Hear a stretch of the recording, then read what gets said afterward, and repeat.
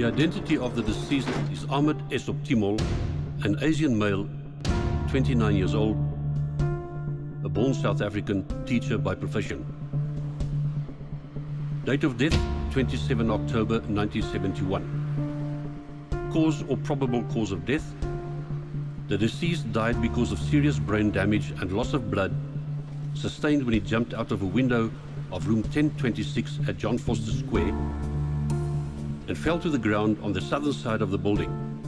He committed suicide. No living person is responsible for his death. Murder, in view of the testimony given, and even considering it, is ludicrous.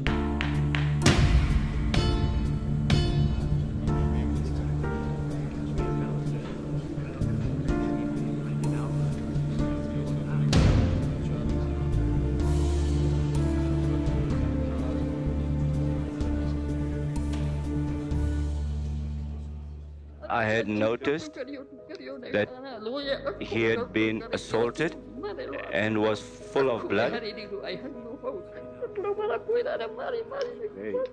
They hit my son tremendously, and they killed him and said that he committed suicide. I want to know who assaulted him.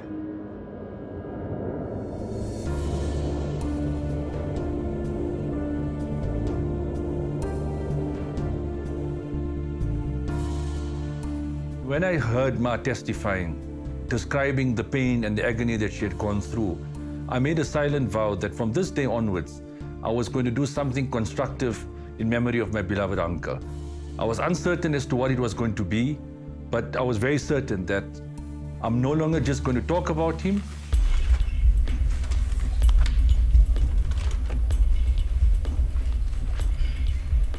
There is a fracture of the right elbow. There is a fracture of the mid-shaft of the right femur. The blood vessels that lead to the kidney were completely sheared off so that the kidney was left free-floating without any vascular attachments. I don't need to go through every single point, but there was extensive damage to the brain. There are a number of injuries that are not consistent with a fall from a height. The implication is that these injuries must have been present prior to the fatal fall, and that the injuries were sustained during the time that the deceased was in police custody. This finding calls into question the conclusion of the original inquest process that the manner of death was suicide.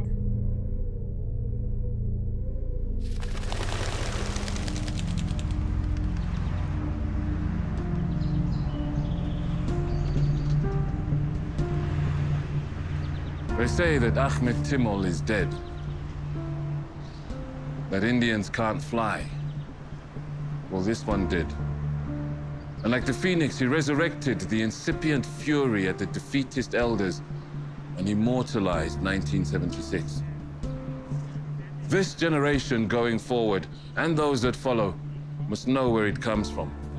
Connect the dots, fading in the glare of so much fear and hate that finds expression in 50 Shades of Blackness.